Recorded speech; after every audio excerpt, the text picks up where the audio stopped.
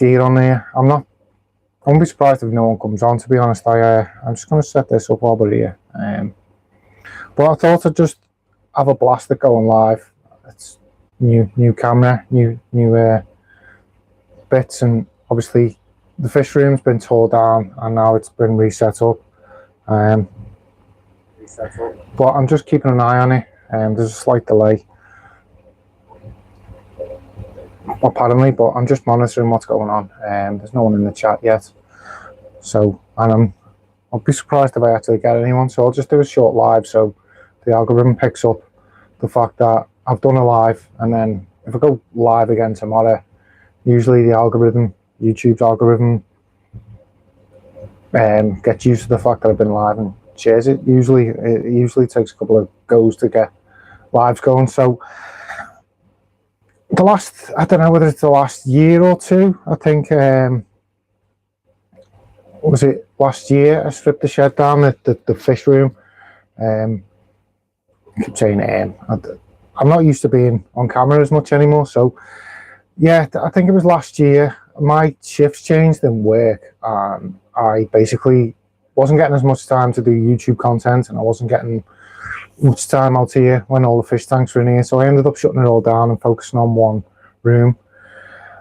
Hi God, how are you?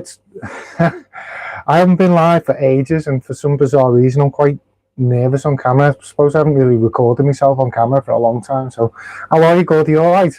It's great to see a familiar face in the chat. So I need some encouragement at the moment. So I'm just getting used to going live again. I just want to get going, and because I've got plans for the summer.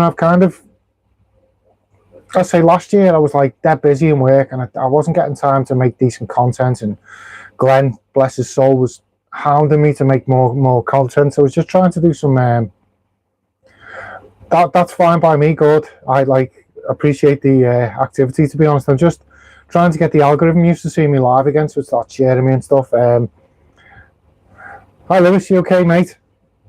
You know what, it's good to see the names in the chat. I really appreciate the names I'm seeing in the chat. I need a bit of moral support at the moment while I get going, but I thought I'll get on, and then I want to start. I've been pushing out some shorts, so YouTube goes, he's active again and can start sharing. Yeah, I'm good. Currently in Turkey.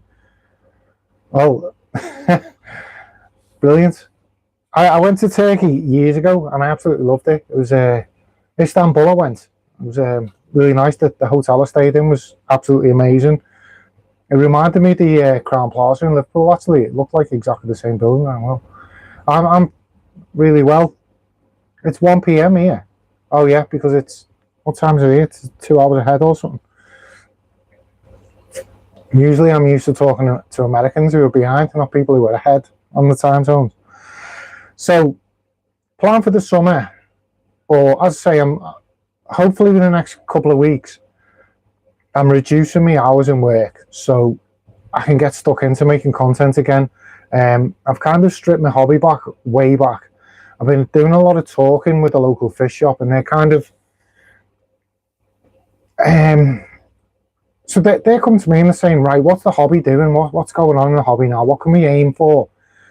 Like, what's coming next? What's the next big thing? And to be honest, I'm saying, well, I'm watching a lot of YouTube, and the only thing I can see in the pipeline is marine. 6 AM for me. Jesus. You're working at 6 AM. Am I shouting that loud? I don't know. It's really hard in here because the camera's right up against me.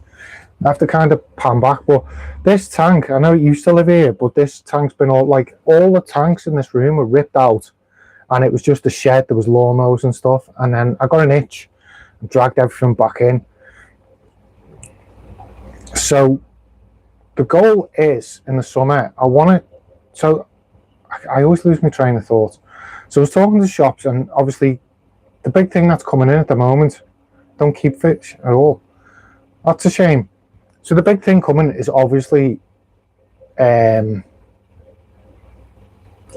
marine, isn't it? It's in the pipeline. You can see it at all the shows and stuff like that. Now, if anyone's had a nose at my old social media, my old Instagram and stuff like that, I've done did not do the work on the weekend. Yeah, we've all got to have a chill sometimes, mate. Yeah, if everyone looks back on like my Instagram stuff like that, I've done marine. Like, I've spent as much on one fish tank as some people set up breeding like fish rooms. Like, I had. Hello there. So I've done all that. I've had like 800 litre systems, which is like, I don't know how many gallons that is, US, but I've had that with like all the SPS corals and I've literally spent thousands and thousands of pounds on these systems, and I've done that, and I got to a point where, if I'm honest, Mother's Day. Yeah, it's always a nice weekend, isn't it? I don't know what it's like over there, but in the UK, you know, you always go out for meals to the pub and stuff and have a nice roast dinner and stuff. Don't have time now, but other hobbies have taken over and much more work need. There's the fish farm link. Low maintenance pet. Lewis, you're more of a you're more of a, what you call it, aren't you, a reptile kind of guy. So as I say, I was explaining the shop, and the shop was like, well, we're not going back into marine, which I can appreciate, because the shop in question, they invested a lot in setting up marine tanks and had salt water, what you call it, like they had taps in the wall where you could get salt water out, and RO water and stuff. Like, they spent all this money on infrastructure. I can't even pronounce that, buddy.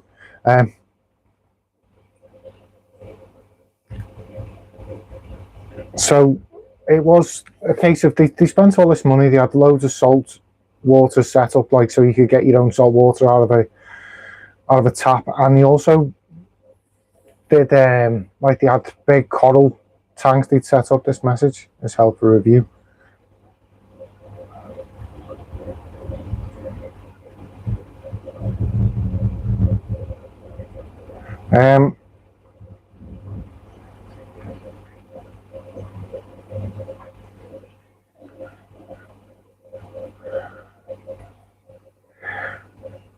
So he's gone. I think it was saying naughty racist words in the chat, I think. So I'm gonna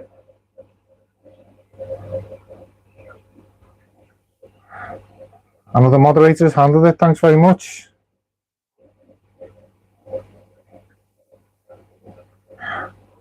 Hello, Woodsy. So, train of thought. As I say, I'm still like self-conscious on camera because I haven't been on camera for a while.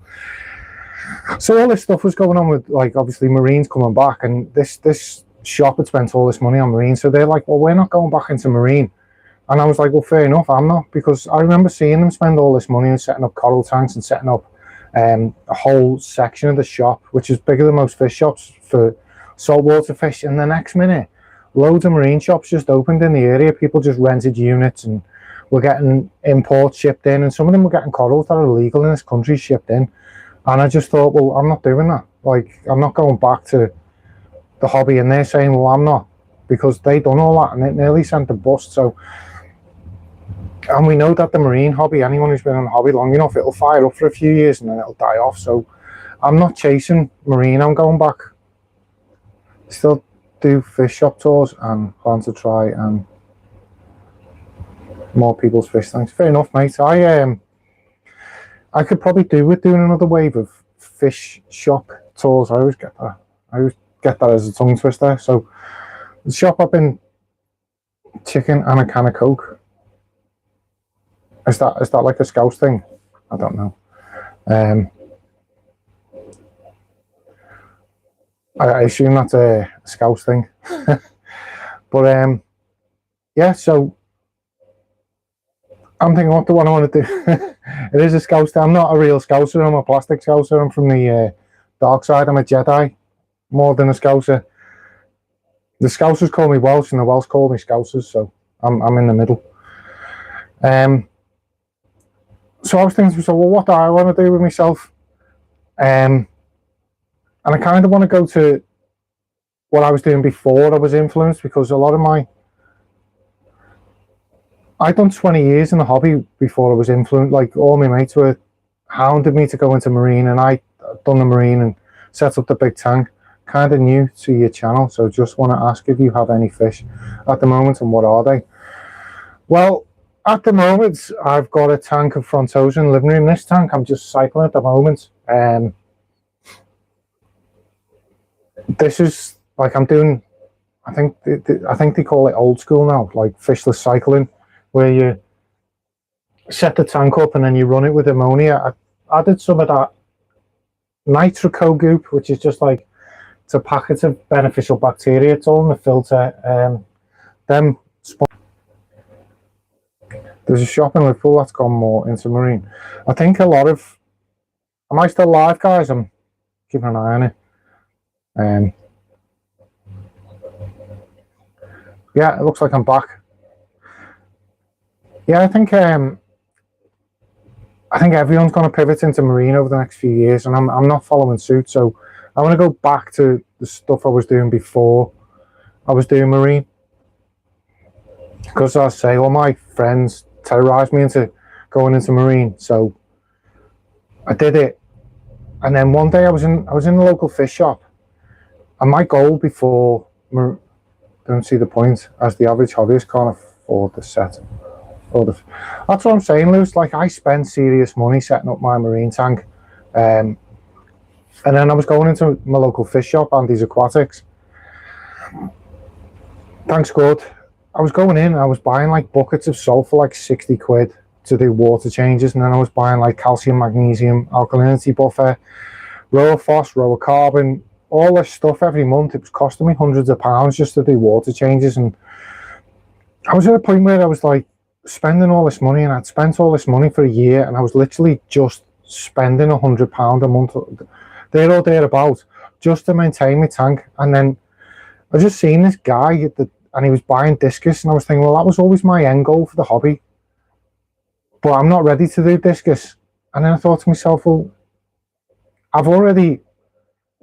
why can't I do discus? I'm already purifying RO water to make salt water. I've already got a system big enough for discus. Everything that I'd convinced myself.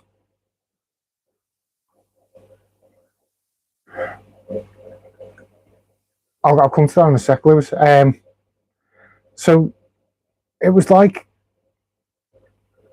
all these metal blocks in my head for why I couldn't do discus were like, I was already doing it in marine. So I thought, I'm spending all this money, I'm not even enjoying myself. This guy's buying discus and is spending less money than me. And that's when I thought, you know what, I'm done with marine. I'm not spending all this money, I'm not enjoying it. I was working 8-hour days at the time, and what I found myself doing was, I'd work from, say, like 8 in the morning till 8 o'clock at night, and then I'd get in from work, and then some nights I'd spend like 6 hours from, say, 9 p.m. when I got into, I'd go into the early hours of the morning doing maintenance on my tank, and then I'd be back up in the next morning to go and do another 12-hour shift. I just thought, I'm not getting any enjoyment out of this. Like, it was taking months for the coral to grow, and I wasn't even paying attention to the fish. They were living in these pristine water conditions, and I wasn't really paying attention to the fish. And that was the point. I thought, you know what, I'm not doing saltwater. And if I was going to go into any fish again, it would be African cichlid, my friend and koi dealer, trying to get me to get a pond again. Yeah, well, let's tackle your let's have a look. Andy's gone downhill quite bad since I used to go in loads of tanks with cracks and dirt. I think Andy's had a hard time of it the last few years with the COVID and stuff like that, and I think he's been, I don't want to say a no. I just think when the electricity prices shot up and COVID and stuff like that hit, and new competitions turned up, haven't they? And I think it's kind of caught him off guard. and he's going through a process of trying to rebuild the shop now. He's looking into new stuff, and he's set up like a new area in the shop with new tanks, and he's getting into like he's in the process of refurb, and he set up a new section of, he's bought a load of new tanks, and then I'm trying to talk him into the old fish room bit that he had, if we can call it a fish room. I'm trying to talk into him to shut sections down and refurb them so it looks nicer for him, because as you say, he's been there 40 years, hasn't he? And it's there or thereabouts. Comments on salt are an interesting perspective. That's, yeah. I see what you, with the, it was going into fish again, it would be African cichlids. I'm a friend and koi dealer trying to get me into pond again.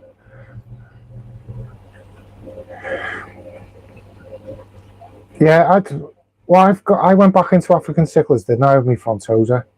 But then I was thinking to myself, I'll get the frontosa, I'll grow them out. I've had them for about a year now, I think, maybe a little bit more. And I'm thinking to myself, I wanted to get like a 6x2x2 tank. And I was talking to Andy's about it, and Andy's even got in a custom built. It wasn't my 2x2, 6x2x2. It was some other customer, and the customer didn't come to collect. And he said, you can have it. They've already paid the deposit, so you just pay the rest and you can take it with you. And I thought, well, that's my dream tank, and it do me frontosa. I was thinking, I don't really want a 6-foot tank in my living room. My living room's too small. So it's kind of, I've still got the frontosa, yeah. They're still there. They're still going. But I'm at the point now where I could afford the upgrade, I could buy the upgrade, but I don't really think it's fair on my family having this 6-foot by 2-foot by 2-foot tank, or maybe even an 8-foot tank in the living room. I was thinking all about myself, and I've got a young little lad, and I've got my girlfriend, and I was thinking it's a bit too much. If you ask me. Yeah, they're getting big like that. But I say I'm not feeling them. It's not that I'm not feeling them or nothing. It's more a case of I don't think my living room's big enough for that size of a tank. So, and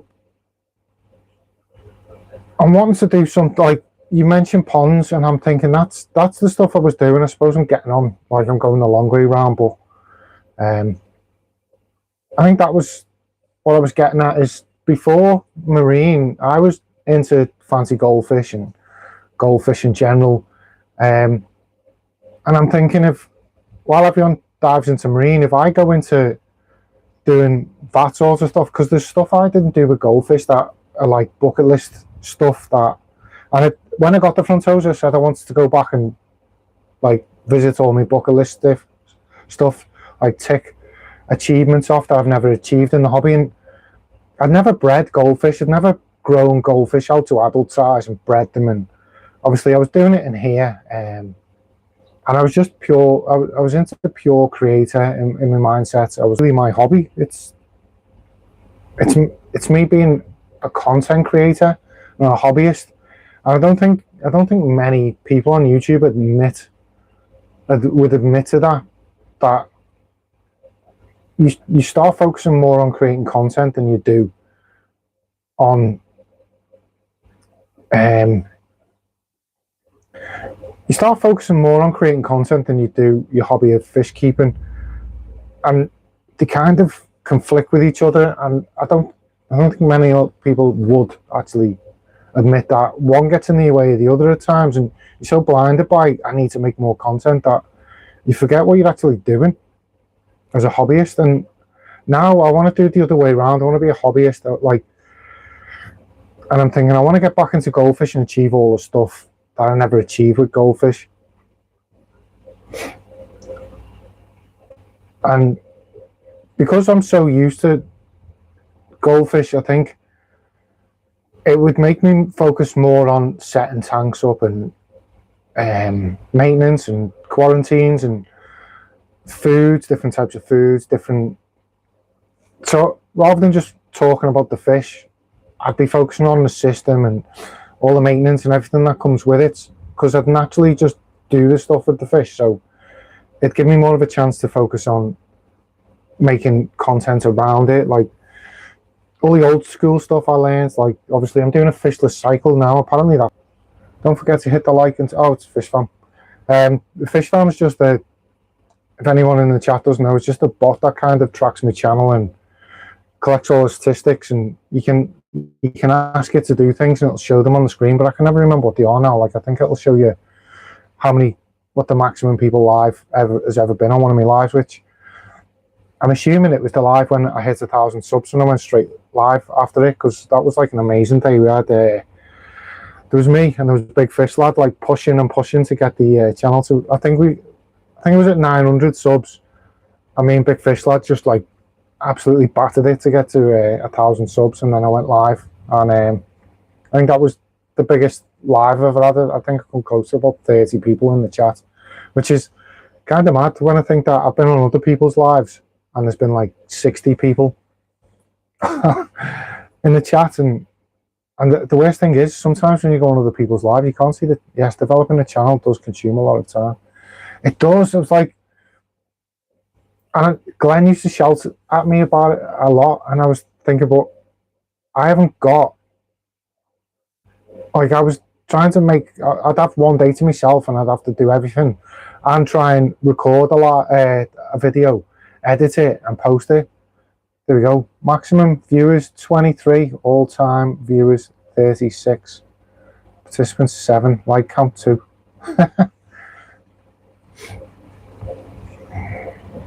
Oh, there we go then. That all-time max viewers is 36. Well, I'm proud of that, to be honest. I haven't really, as a channel, been live before, like that often. As many as other people go like live weekly, don't they? So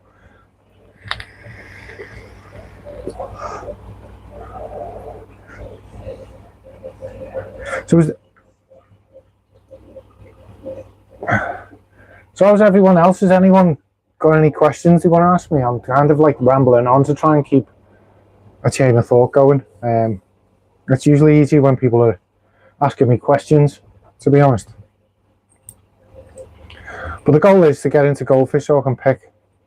Might be within a certain time frame.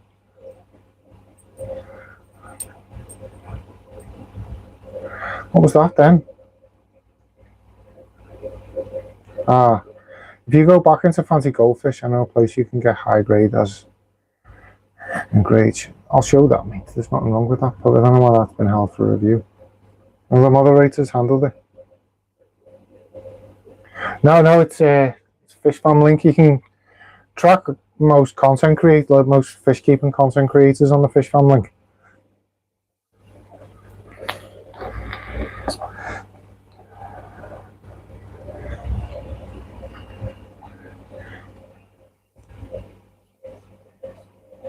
I don't think I'm going to go back into fancy goldfish as in the likes of Aranda and Ranchu.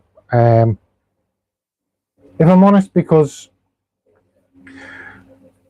it's still doing brine shrimp. I'm not at the moment, but hopefully I will do in the summer. One of my bucket list goals was to breed goldfish. That's what I always go on a tangent when I'm live. That's one of my goals, so I'll be going back into doing brine shrimp and stuff like that. I want to do like the boiled egg trick, where you get the yolk out of a boiled egg and feed the goldfish, and then microworms, brine shrimp. I want to try and I've never done that before with goldfish. Obviously, I've done rainbow fish where I've hatched them, which is like a similar thing, isn't it? You get the mop, and then you have to hatch the eggs, and then I think I was feeding Hikari first bite to the rainbows, and then I went on to microworms and then brine shrimp. But I've still got all the setup in my cabinet for me brine shrimp. So And I think I've still got eggs, so when I need it, I can just whip it out and carry on going. But that's definitely one of my goals. As I say, I think I'm going to stay away from the likes of Ranchu and Aranda. And unpopular opinion, I always found fancy goldfish harder to keep than discus. Discus, I found with discus, I found once you got the parameters nailed, well, obviously breeding them's different, but once I got the parameters dialed in, I was doing like large 50% water changes with RO, got the diet nailed, and I just never had any problems with them. They were just happy. They just did what they did. Obviously, they're really sensitive to bacteria, aren't they? Because they're soft water fish. And once I got all that nailed in, they just seemed fine. They just seemed like quite content to just live in a little tank. It wasn't little, by the way, compared to what people define as display tanks in the UK these days. It's quite a massive tank compared to what people keep in the UK these days. But yeah, so with fancy goldfish, you can get everything right, and they've still got that many deformities that, like, just bred into them genetically. But you can do everything right and still lose fish regularly because the bodies just aren't. So I think I'm going to stay away from that side of thing. One thing I come across the other day is J&K are selling. I can never pronounce it. It's spelled Wakin. Like I pronounce it Wakin or Wakin.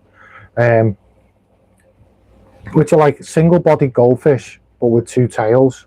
And I used to have a book years ago when I was like banging. Well, I've still got the book. It's like quite an expensive book. It was written by two vets that were experts on goldfish, especially fancy goldfish. And I used to go through it, and I used to have pages and pages of pictures of different goldfish from like China and Japan and stuff like that. And there was Jikin, I think it was Jikin, and Wakin, which was Wakin. Now, I searched high and low all around the UK. I tried star fisheries, and I just couldn't find these fish anywhere. And I noticed J&K were, which are wholesalers, were promoting them the other day, and I was thinking that I might have a go with them, but build up to that, because I've got, before that I was thinking I wouldn't mind having a go with proper Bristol shabunkins, but then obviously you've got Stubbs Aquatics, who's, I can get chocolate around there, white around it, Tancho around. I've never heard of them, to be honest, Lewis. What are they? Orange and black, orange and white, and Panda Aranda, which is black, more cross.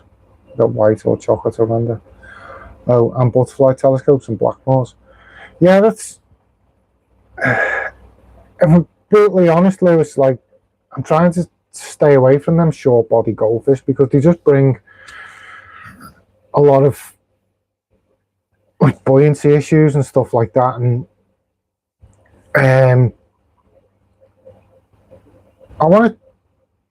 The first thing is with the goldfish, I want to kind of keep them outdoors.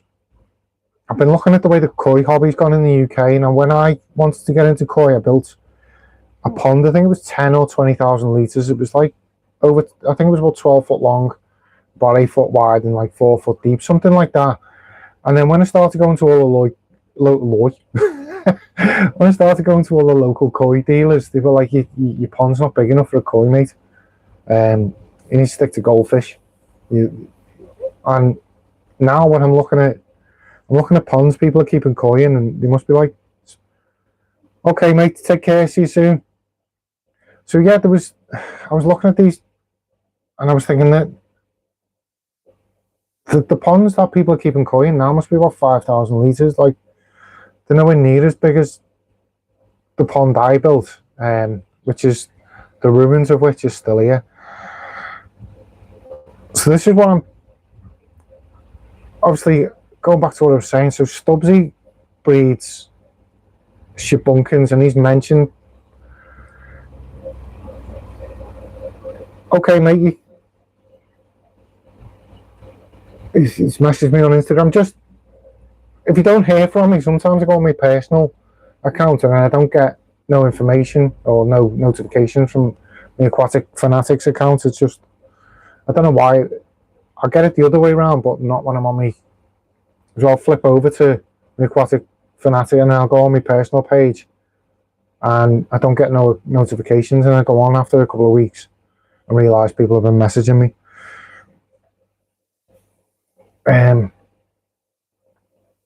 So I think that's the goal for the summer, from now to the summer. I don't know whether to do like Sarasa comets first, because obviously they're, but if I could grow them out. Do you like chicken and chips and a can of Coke? Not really. This must be a Scouse thing. Where's that come from? Where have you heard that? King Finky Stinker.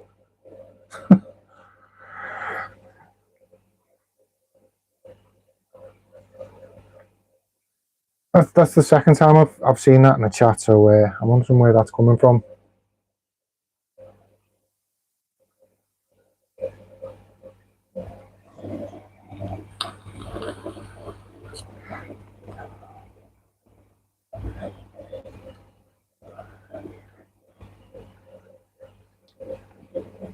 So that's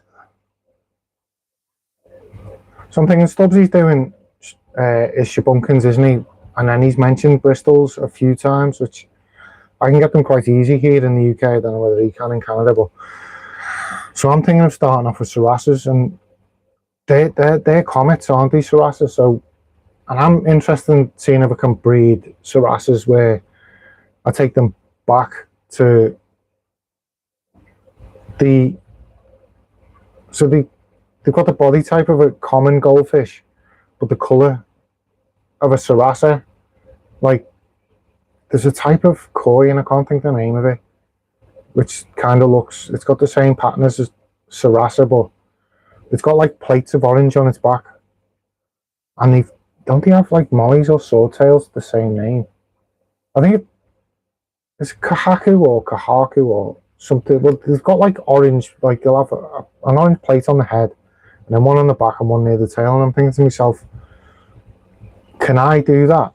Could I breed Sarasa to look like that? If I strip the tail back down from a fancy tail to a like a standard goldfish tail, I think the genetics on that would cross back quite quickly. If I can remember me genetics right, I think going back to like short tail goldfish would be quite quick to do, and then it'd just be a case of breeding them to have plates rather than whole orange patches on them. I think that'd be an interesting project. And then obviously the local fish shop has been talking about Bristol Shabunkins, and I think that'd be an interesting breeding project maybe. But obviously I want to make content where I start. I bring in a couple of goldfish and then quarantine them, show you like people like the old school quarantining methods for goldfish,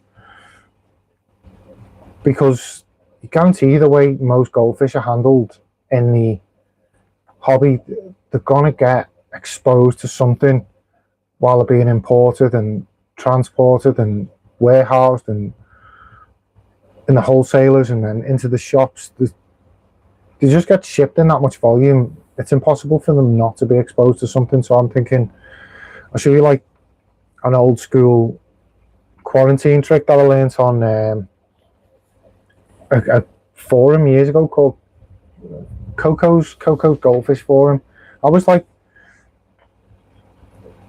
a really cool forum, and it's a shame it went, because it was back in the day when like people with knowledge kind of, you know, they stood out on forums. Now everything on social media is kind of compressed, isn't it? By it's just new content.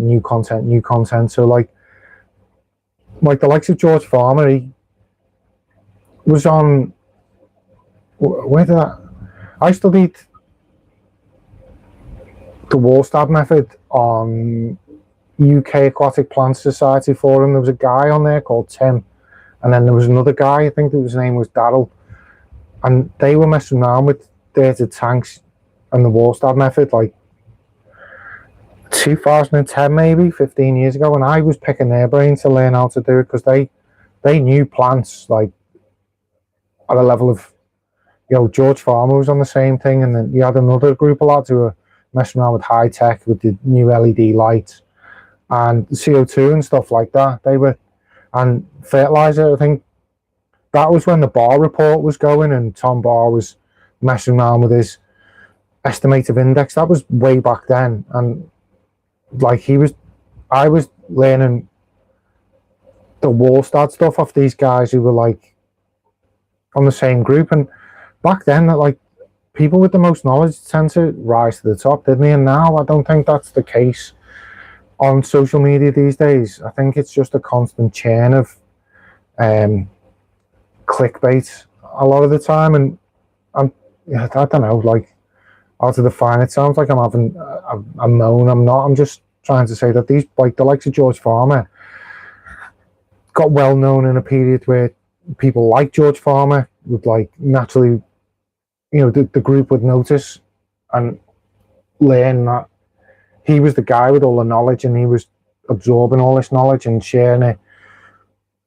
And it was genuine knowledge that people didn't. It wasn't everyday knowledge. It was, we don't get that in the hobby anymore.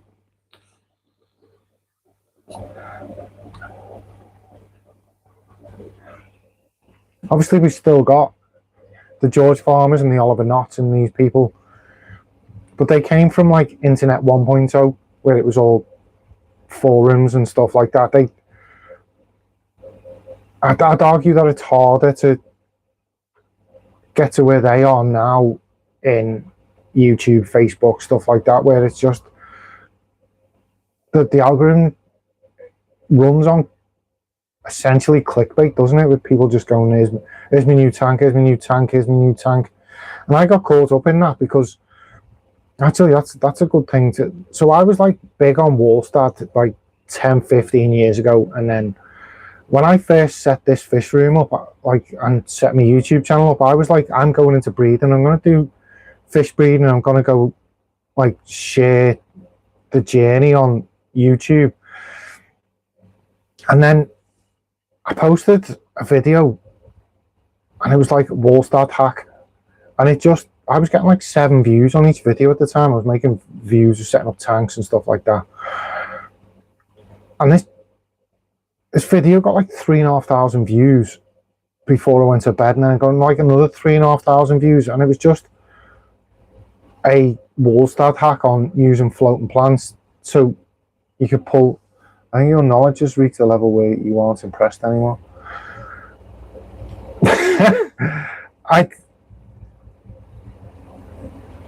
think like people like George Farmer like still genuinely impress me when they start talking a level of knowledge. I meet breeders who I talk to breeders and their level of knowledge on breeding, I know I'm a complete novice at breeding compared to these people. They talk about problems they've solved and stuff like that. But that's what I'm saying. Like, I think you've hit the nail on the head there, Gord. I think I'd done the Walstad method and I'd moved away from it, and then I posted this video and it went bananas. And it's more of a nervous laugh than thing, but then I'd done all this and I'd talked to people who were like, they were sharing information with the people like George Farmer, people who were like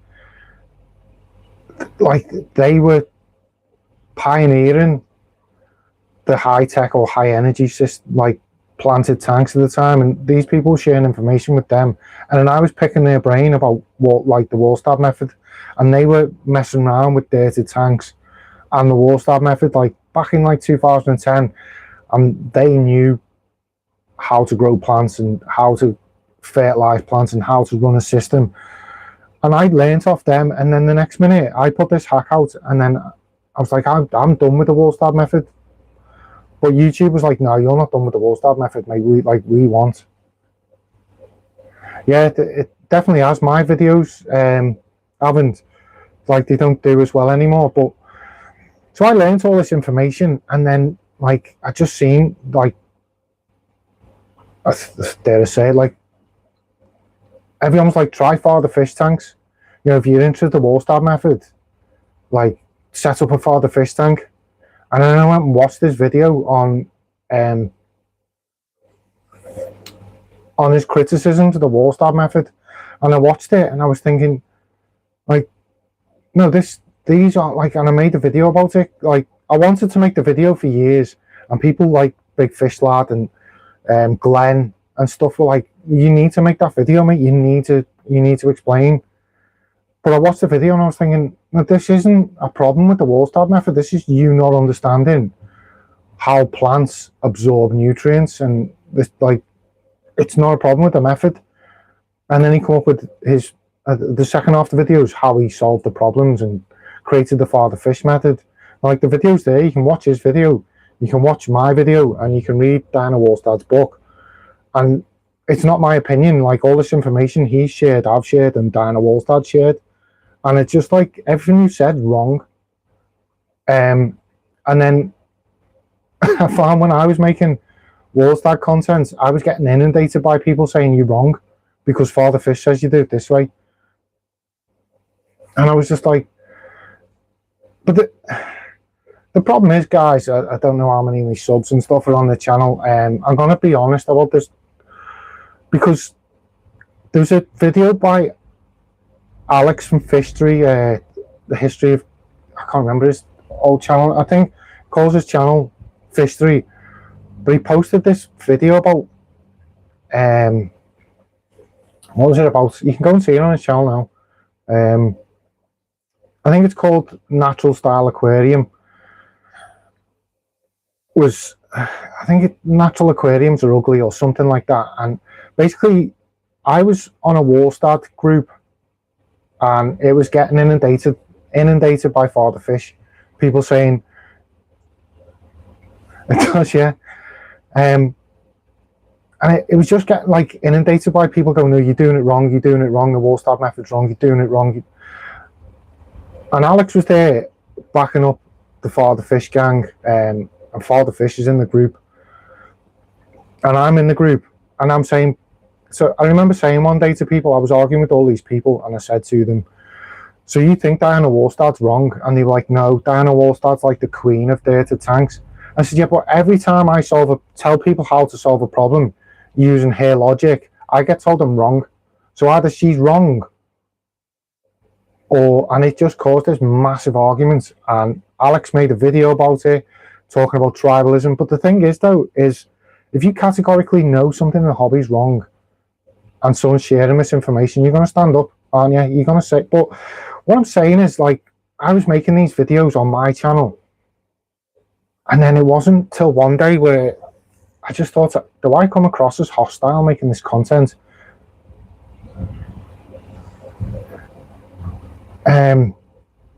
On YouTube and stuff, like, because I don't want to be the fish police. Like, that's never been a goal of mine. And I was thinking, am I coming across this way? Am I coming across as like, but like, behind the scenes, I was seeing the whole Walstad hobby, like, everyone had shit, like, interacted with for years, you know, like, I've wished them Merry Christmas over the years and stuff like that.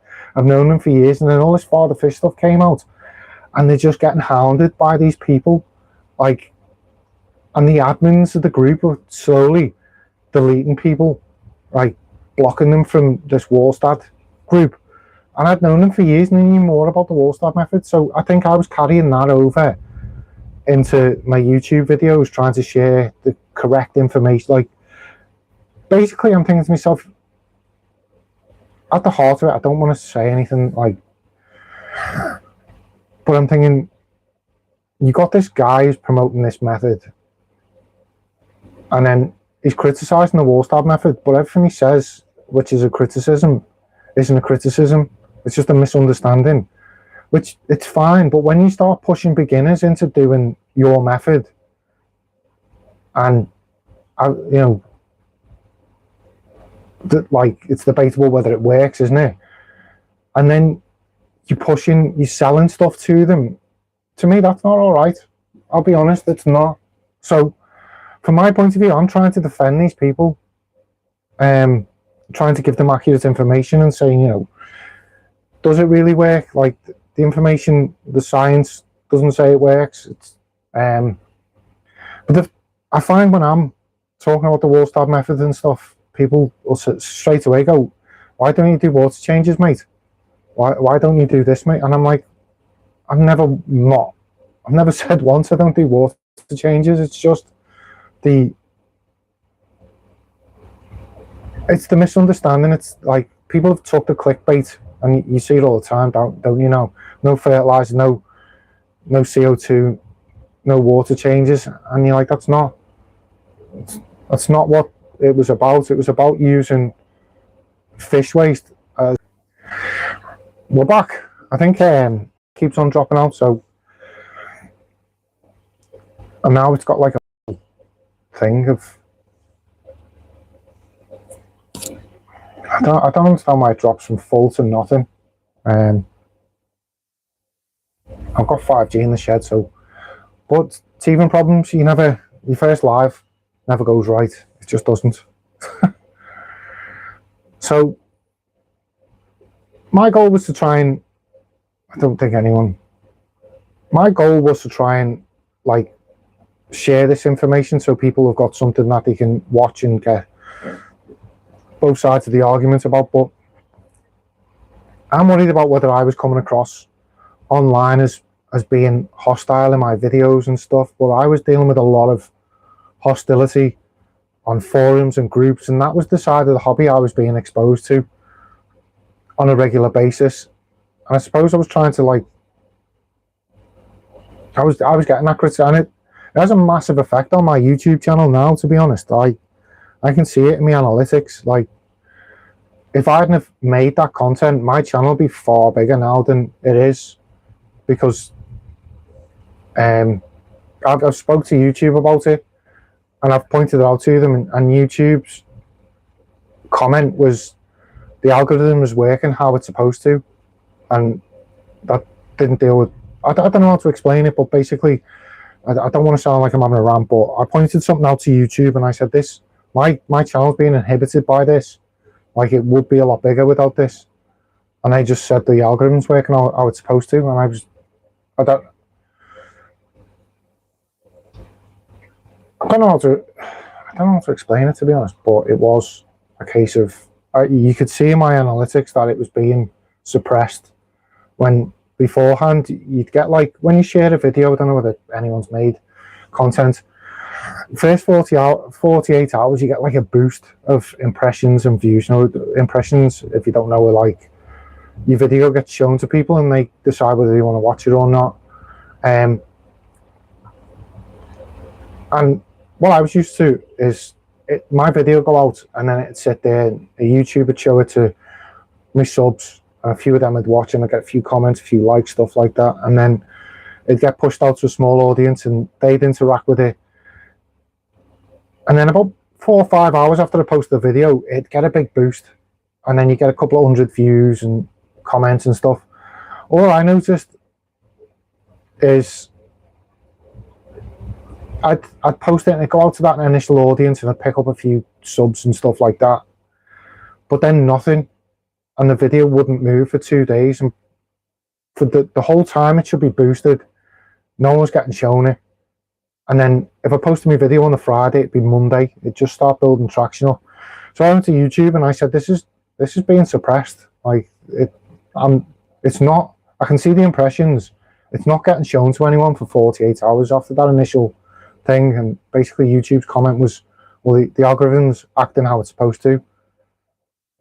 And I was saying, yeah, but it's like the whole point of the algorithm is it shows people my video and I get a chance to get views, and you know, that's how my channel grows. And they weren't willing to talk to me about it, like they just kept cutting me off, saying the algorithm was working how it's supposed to. So it has had a big impact. I know it has. I've, you know, seen, I talked to other content creators and they say like they get most of their views from that. If they post on a Friday, they get most of the views from the from the traction of the weekend, and I get zero traction over the weekend. That's when most people are at home watching the videos and interacting with YouTube and stuff. So it is what it is. Would I do it again? I probably would, but I don't think. I'm just cautious now. I think because when you first start making content, you quite like, you think to yourself, what does a content creator do, and how does a content creator behave, and what do they, what topics do they cover and stuff like that. And now I'm at a stage where I'm more comfortable and stuff, so I can start looking at my content and saying, because if I'm honest, I couldn't watch any of my videos. I found it like I'd get really self-conscious watching myself and stuff. But now I'm comfortable watching it, like, and I'll watch it to like critically evaluate it and say, right, what could I do better here, and when I go back and watch my Walstad stuff, I think I'm coming across, or maybe I'm coming across really defensive here, and maybe that, maybe people who are watching my content are picking up on that and stuff, and maybe that's why my views are low. I don't know, but I'm cautious that I don't want to carry that on with my content, because I know like I've been live with people, been talking away with people, and I've noticed them being really like cautious, saying stuff to me, and I'm not that guy who's just going to pull people apart for the sake of it, obviously. So it's something I'm going to be conscious of going forward, I think, because that's not who I am in general as a person. I'm just saying, like, I was going through a lot, not behind the scenes, it was public, it was on Facebook, it's still there now, you can still go and see it, and obviously the likes of Alex from Fish Tree was on there and stuff, and that's where this content came from. But I just want to,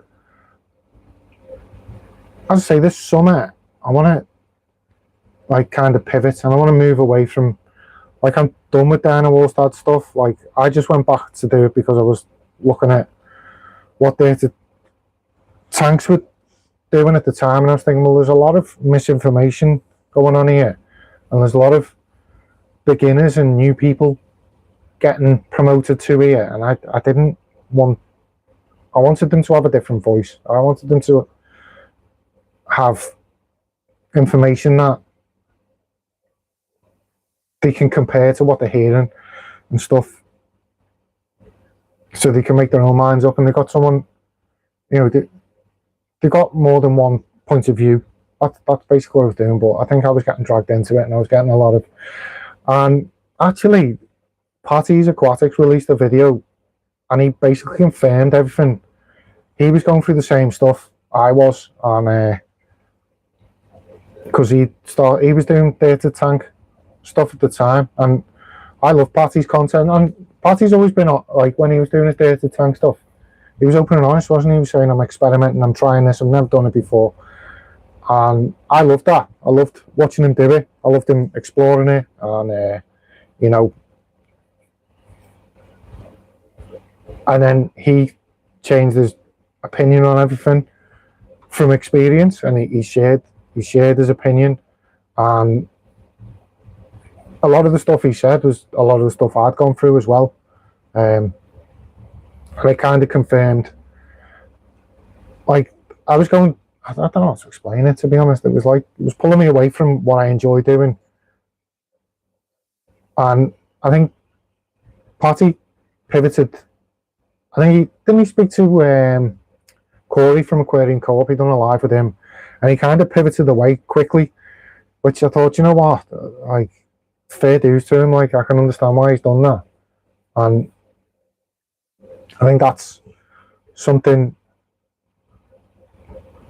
that I put out a load of Walstad content a couple of months ago, but it was a couple of videos I wanted to make because I thought I haven't touched on these, and I've been releasing them in clusters, and basically because Glenn from GB Shrimp, bless him, was telling me I needed to put content out, so I just was thinking, what's quite low effort for me,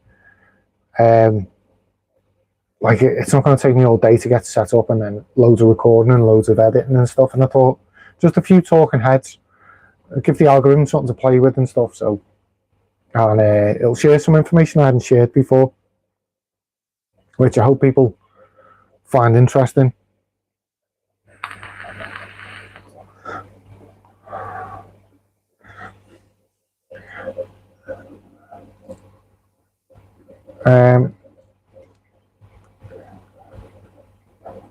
My comments aren't updating on here, guys. Sorry, I'm looking and I'm looking at the on the chat on here. Just find different viewpoint. Yeah, in-depth videos are more long-lasting videos. Sometimes people just want to occupy the time. Not really. I agree with that. I found it moving for 30 seconds to 15 shorts. Part was up front about the change. RIP Glenn. Yeah, I was. He was. I don't know why my chat's not updating on here. I've just had a look on this, just so I always keep an eye on. Learn to keep an eye on chat on a different device so I can. But yeah, like the Glenn one, that caught me off guard with Glenn, because I was talking to him, like I've talked to Glenn most days for years until what went on, and like me and him were still talking, and it was getting a bit less, and I thought, well, he's not well, so I'm not gonna hound him if he's feeling. But then he just messaged me this one day, and it just I don't know how to explain it. Like, he just messaged me and was like, I've been told this, mate. That was on, like, I think it was the Friday, and then I got a message on the Sunday saying he passed away, and it was just like devastating, just how fast it happened. And if I'm honest, I'm still like quite in shock, because I spoke to him about him most days, and now, like, the suddenness of it, like, I'll post something and I'll see a notification, I'll think, oh, it's Glenn, and obviously it can't be because he's passed away, and it's just such a shock, you know. And it's hard to do YouTube without Glenn, because I've always, you know, Glenn's done a lot for this channel. Like, a lot of the thumbnails Glenn's made, you can see a lot of my thumbnails, like when Glenn's been bugging me to do content, and but you can see a lot of my thumbnails are actually his thumbnails that he's done for my channel and stuff. Because he's been nagging me to get content out, and I'm like, well, I haven't really got time, you know. And he said, well, I'll do your thumbnail, I'll, you know, just talk about this and just record it, edit it, and I'll put everything else together for you. And that, so, like, the suddenness of not having him about, and like, him and Big Fish Lad have done so, like, Glenn's sponsored content on this channel, hasn't he, and stuff. So, you know, he's been like, make some content. And when I got the plants, so it's such a big culture shock that he's not around, and it happened so fast that I'm still processing what happened, you know. Glenn, yeah, I think he had. I think Glenn was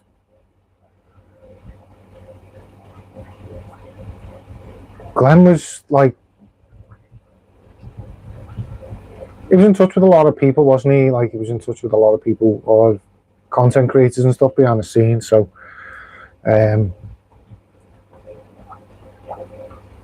like, and it was only afterwards I found out he was talking to a lot of people on a regular basis that I haven't heard of from a while. So,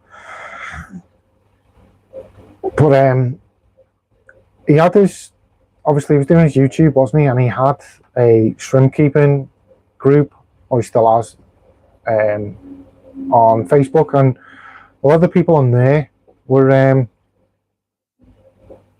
in touch with them on a daily basis and stuff like that. He was sharing a lot of information. He was selling a lot of bits and pieces to people who needed it, giving them a lot of advice with shrimp setups and stuff.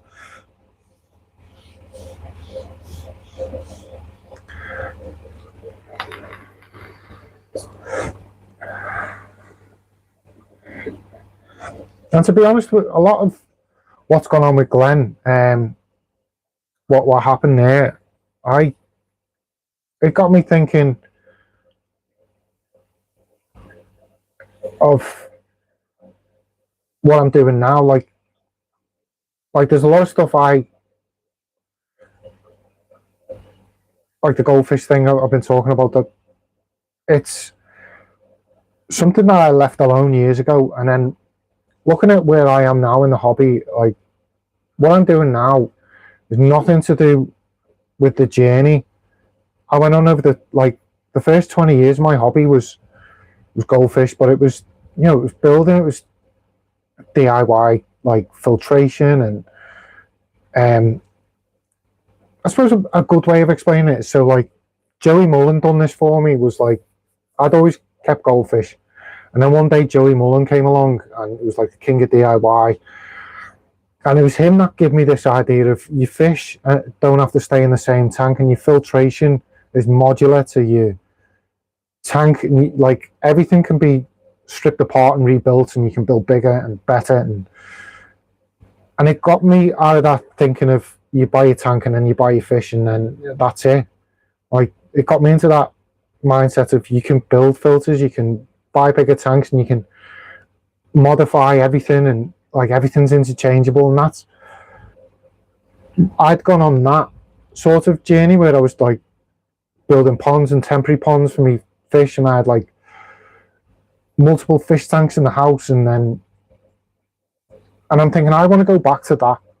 And then goldfish are the perfect fish for me to do that, because obviously I don't have to heat the shed, do I? If I've got too many, I can store them outside in the winter and they'll be fine. So it gives me that opportunity to start doing all the stuff that I enjoy doing. And obviously I was like far more in depth with like how I'd keep fish. I'd cycle a tank, which is what I'm doing now, and then I'd purchase the fish once the cycle was done, and then I'd quarantine the fish.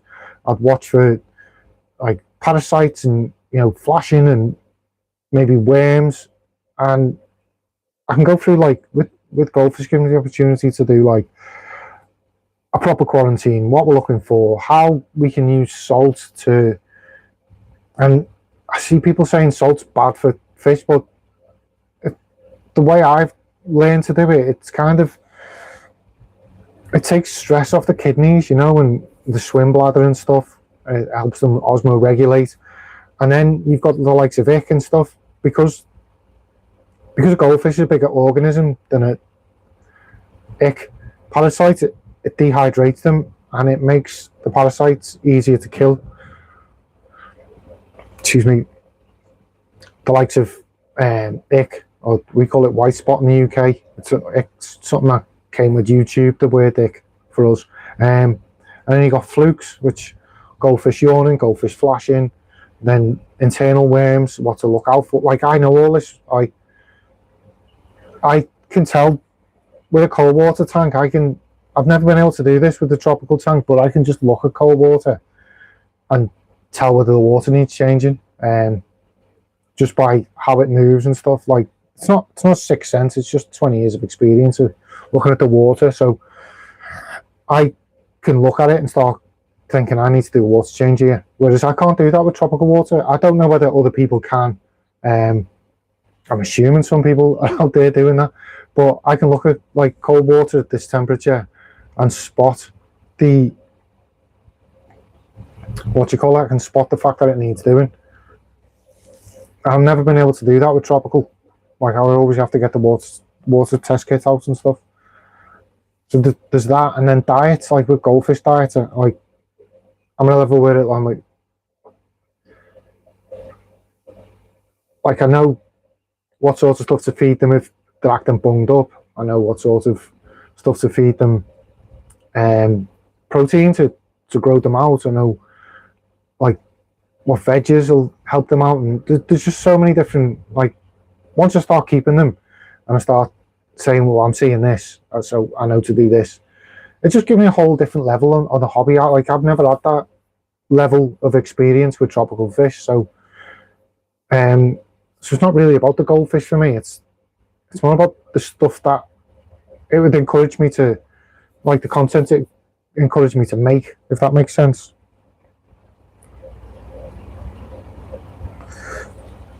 I'm just checking me because obviously the screen's frozen, the chat's frozen on the screen. So obviously I learned from other content creators to keep a second screen on the go, so you can check the chat in case it freezes and stuff. On some streaming stuff, like, I like using this software, but on some of the software the other guys use, Jeff Palin, doesn't he? He uses sometimes he uses StreamYard. Now that your chat's not on there, so if you ever see me chatting on Jeff's, I can't see the chat. Jeff has to read it out for me. So, and to be honest with you, that's a whole different experience, being able to do a live stream without a chat in front of you.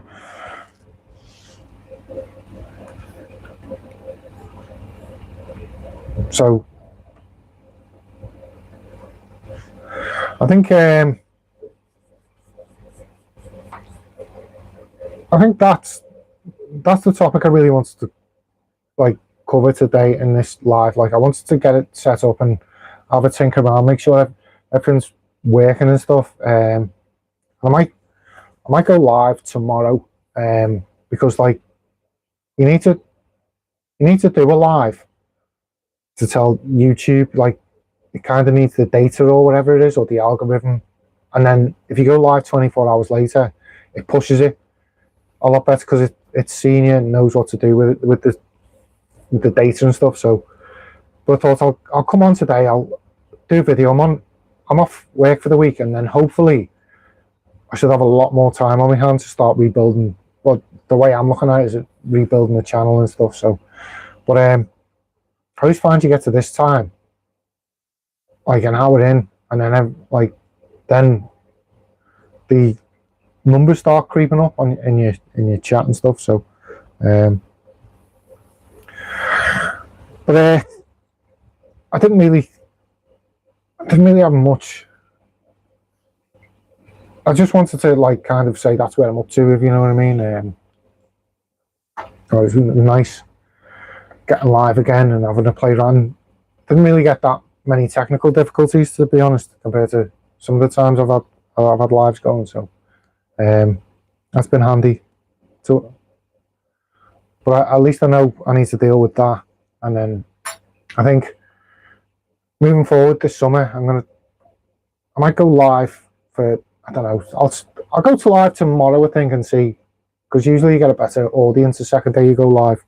Not in terms of the audience, but I mean, like, a bigger, like, YouTube shares it more. When I say better, I mean YouTube shares it more. And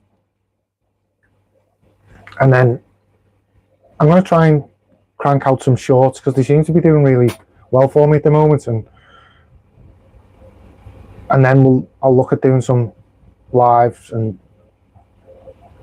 long form and, like, proper projects. I think a lot of my content's been a bit threadbare for the last 12 months because of, like, I haven't had much time to do stuff with. So I want to make some, like, put a lot more effort into, like, the projects, not the content, the project, if that makes sense, and then focus on that side of stuff. And I think I really enjoy this, and then hopefully, like, other people enjoy.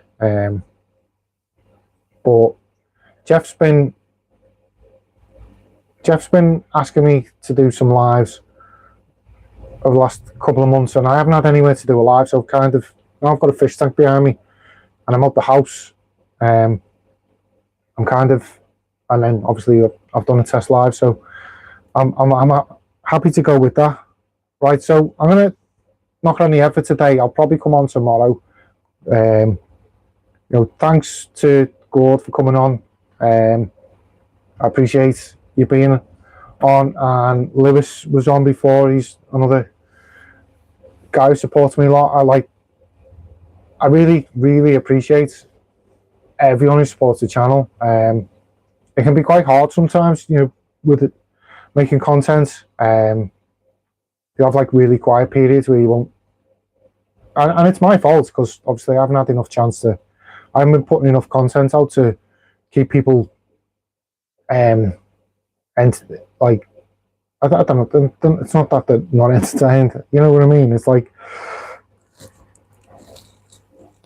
but yeah, Aquatic Fanatics is back in business. I hope. Take care. Well, there's only God here. Take care, God. Hopefully, see you soon. I don't know how to end this anymore.